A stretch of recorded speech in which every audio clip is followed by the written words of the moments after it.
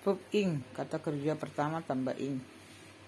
Kata kerja verb ing ini dalam bahasa Inggris memiliki fungsi lebih dari satu. Pertama sebagai predikat. Verb ing as predicat is something that still continues, yaitu sesuatu yang sedang berlangsung. Jadi menyatakan suatu kegiatan yang sedang berlangsung menggunakan verb ing. Inilah fungsi verb ing yang pertama, yaitu as predikat. Example, I'm reading a book. Saya sedang membaca buku. Jadi verb ing as predikat ini yang jelas adalah ada yang past continuous tense, ada yang present continuous tense. Perbedaannya di to be-nya. Kalau present continuous tense pakai to be present.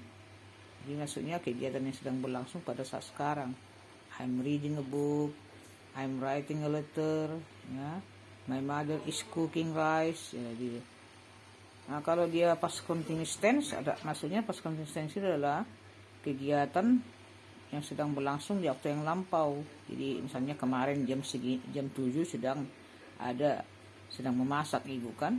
Nah, maka untuk ini pasangannya to be past. Contohnya, my mother was cooking rice when I came home. Ibu saya sedang memasak nasi ketika saya pulang. Nah, begitu dia adalah kegiatan yang sedang berlangsung pada waktu yang lampau. Nah, itulah contoh fungsi verb ing as predikat. Predikat itu kan ini kata kerja yang sedang dilakukan. Predikat itu maksudnya kegiatan yang dilakukan. Fungsi verb ing yang kedua adalah as adjective, di mana di situ sesuai dengan yang kita pelajari, fungsi adjective adalah menerangkan kata benda, to modify noun. Nah, kata yang menerangkan kata benda fungsinya adalah adjective, ya. Kata apapun itu yang menerangkan kata benda fungsinya adjective. Adjective maksudnya modifier noun, menerangkan kata benda. Ya, di sini fungsi yang kedua tadi verb ing adalah as adjective. Yang pertama tadi kan as predikat. Nah, yang kedua as adjective. Contohnya apa itu? Contohnya swimming pool, kolam renang. Jadi renang di situ menerangkan swimming, menerangkan kolam. Kolam apa? Kolam untuk berenang. Jadi berenang sebagai keterangan terhadap kolam. Di sini dia pakai verb ing. Makanya dikatakan verb ing as adjective. Kata lainnya dinamakan dia present participle. Contoh yang lain apa lagi? Contohnya falling water, air terjun kan. Crying boy, anak laki-laki yang sedang menangis. Jadi menerangkan anak laki-laki yang mana yang sedang menangis. Banyak anak laki-laki yang mana yang sedang menangis, yang sedang bermain, playing boy, yang sedang menyanyi, singing boy, dan sebagainya. Jadi di sini verb ing adalah as adjective. Kenapa dia sebagai adjective? Karena menerangkan kata benda. Adjective kan gunanya menerangkan kata benda. Itu ya. Yang ketiga, fungsi daripada verb ing adalah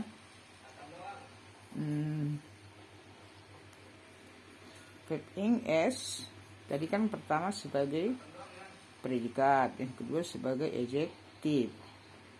Yang ketiga, verb ing adalah sebagai noun. Sebagai noun itu berarti letaknya di kalimat sebagai subjek bisa, sebagai objek bisa, sebagai komplement bisa. Nah, istilahnya nih diberikan namanya dalam bahasa Inggris gerund. Jadi noun. Verb ing as noun as verb ing as noun itu namanya gerund. So what is gerund? Gerund is verb ing as noun. Kata kerja ing yang berfungsi sebagai kata benda. Kata benda gunanya di kalimat apa? Subjek, objek, komplement. Contohnya, I like swimming. Nah, saya suka berenang. Saya adalah subjek, suka predikat, renang objek. Membuktikan kalau di situ swimming adalah objek, contohnya bisa kita ganti dengan I like apple. Nah, jadi sama posisinya, sama-sama objek, tetapi di sini digunakan verb ing. Maka verb ing as noun adalah kata kerja ing yang berfungsi sebagai subjek atau objek atau komplement. Contoh sebagai subjek, smoking. Smoking is not good. Merokok tidak baik for our health. Nah, di situ dia verb ing sebagai subjek. Contoh verb ing sebagai komplement. My hobby is singing. My hobby is singing. Singing di situ adalah pelengkap daripada my hobby.